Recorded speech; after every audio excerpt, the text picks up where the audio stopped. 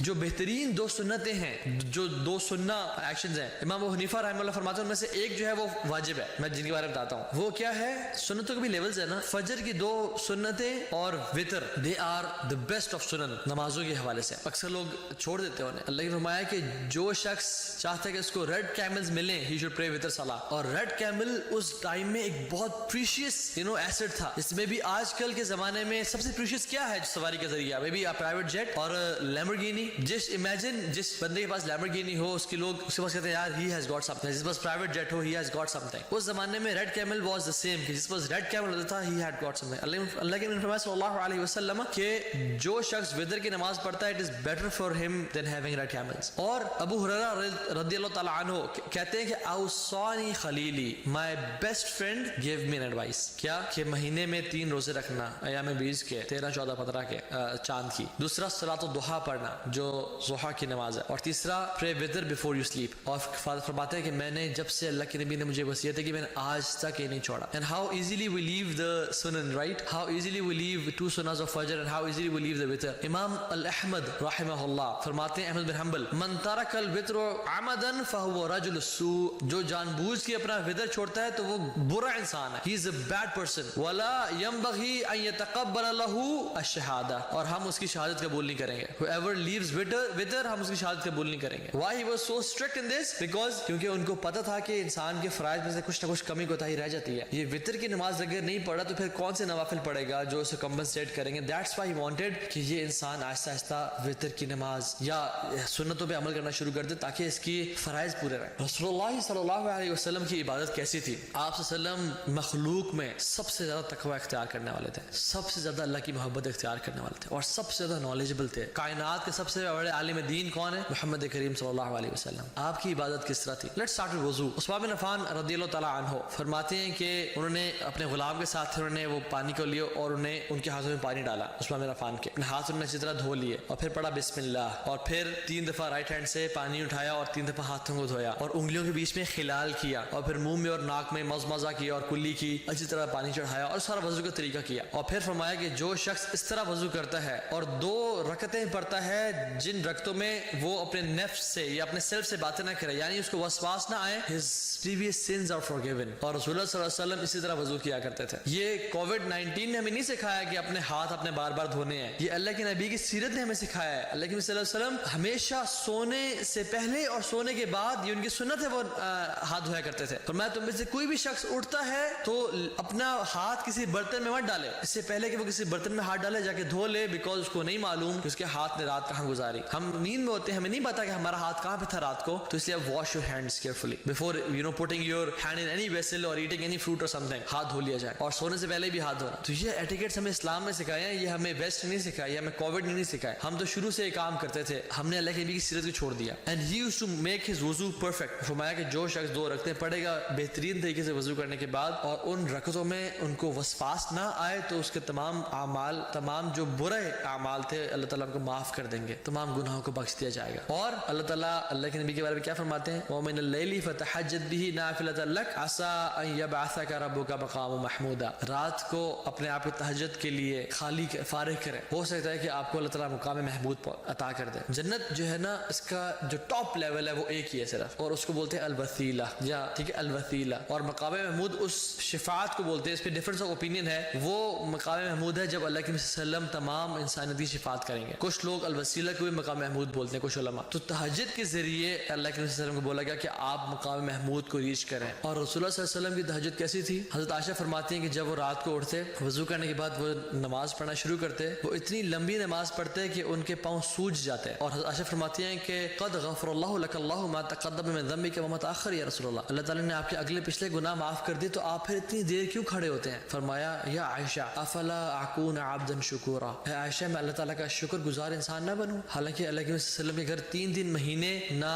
آگ جلتی تھی اور وہ 2 کالی چیزوں پہ گزارا کرتے تھے، کھجور اور پانی پہ. یہ ان کا تھا. اپنے اولاد کے جنازے نے ہاتھوں میں اٹھائے. ان کے احد میں 4 دان شہید ہوئے، 2 اوپر والے 2 نیچے والے. اتنی مصیبتیں، اشد بلاء عن الانبیاء، سب سے زیادہ مصیبتیں انبیاء پہ آتی ہیں، اور اللہ کے نبی صلی اللہ علیہ وسلم پہ کائنات میں سب سے زیادہ مصیبتیں آئیں جسٹ ٹو ٹیسٹ ہم. اور اللہ کے نبی صلی اللہ علیہ وسلم کہہ رہے ہیں افلا اکون عبدا شکورا، میں اللہ کا شکر گزار بندہ نہ بنوں. یہ ان کی تہجد کی نماز ہے. عبداللہ ابن مسعود مسعود رضی اللہ تعالیٰ عنہ کہتے ہیں کہ میں رسول اللہ صلی اللہ علیہ وسلم کے ساتھ ایک دفعہ تہجد پڑھ رہے تھے, میں آگے کھڑا ہو گیا, اور کہتے ہیں ان کی نماز اتنی لمبی تھی کہ میرے ذہن میں ایول تھاٹ آئی, ایول خیال آیا. تو صحابہ جب پوچھتے تھے, انہوں نے کہا کیا ایول خیال ہے آپ کو, because he was so young. تو انہوں نے کہا کہ مجھے خیال آیا کہ میں یہ نماز چھوڑ دوں اور میں اللہ کے نبی صلی اللہ علیہ وسلم کو اکیلا چھوڑ دوں. کیوں؟ Because it was so long. اور تہجد کی نماز ہے وہ جتنی مرضی لمبی پڑھے کوئی شخص. حذیفہ بن الیمان فرماتے ہیں کہ رسول اللہ صلی اللہ علیہ وسلم تہجد کی نماز پڑھ رہے تھے, میں نے ان کو جوائن کیا. انہوں نے سورہ فاتحہ کے بعد سورہ بقرہ شروع کر دی. میں نے اپنے نفس میں گمان کیا کہ اللہ کے نبی صلی اللہ علیہ وسلم 100 رکعتیں پڑھ کے رکوع میں چلے جائیں گے, بٹ 100 رکعتوں پہ آ کے وہ نہیں رکے اور انہوں نے اس کے بعد بھی تلاوت کرنا شروع کر دی. تو پھر میں نے اپنے نفس سے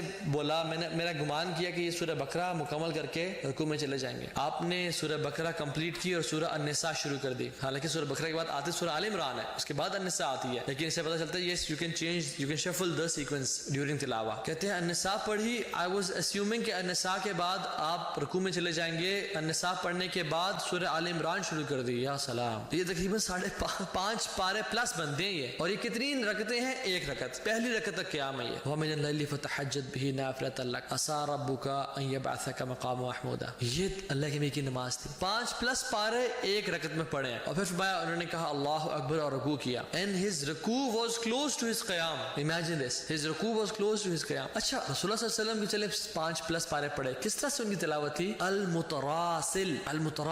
جس his recitation of the Quran was متراسل. What is it? جب بھی اللہ کی حمد و ثنا آتی وہ اللہ کی تسبیح بیان کرتے. سبح اسم ربک الاعلی آتی, بولتے سبحان ربی الاعلی. جنہ کا ذکر آتا, جنت کا سوال کرتے اللہم انی اسألک الجنہ. جہنم کا ذکر آتا, اللہم اجرنا من النار, یا اللہم اجرنی من النار. گناہ گاروں کو ذکر آتا, اللہم لا تجعلنا منہم. جنتیوں کو ذکر آتا, اللہم اجعلنا منہم. جہاں دعا کی باری آتی, ثم ان علینا حسابہم, کہتے اللہم حاسبنا حسابا یسیرا. یہ نماز میں ہم کر سکتے ہیں, ہمیں کرنا چاہیے. اکثر لوگوں کو اس کا پتہ بھی نہیں ہے. ڈیورنگ تلاوہ, جو کہ جہری اونچی تلاوت ہے, اگر کوئی قرآن کی ایسے آیات آئیں ہم پڑھ سکتے ہیں. ہاں, اگر امام کے پیچھے ہیں, اس میں اختلاف ہے کہ صرف امام ہی پڑھے. کچھ لوگ کہتے ہیں نہیں, مقتدی بھی وہ اپنے دل میں پڑھ سکتا ہے. This is how he used to. اور کیسی تھی المتراسل کا مطلب یہ ہے کہ he used to hold after every آیا, he used to breathe in and breathe out, اور پھر اگلی آیت شروع کرتے. ایسے نہیں پڑھتے الحمدللہ رب العالمین الرحمن الرحیم مالک یوم الدین, نہیں, بلکہ الحمدللہ رب العالمین الرحمن الرحیم. He used to take pauses. اس طرح سے ان کو پھر رکوع کیا, it was close to his قیام. اور پھر رکوع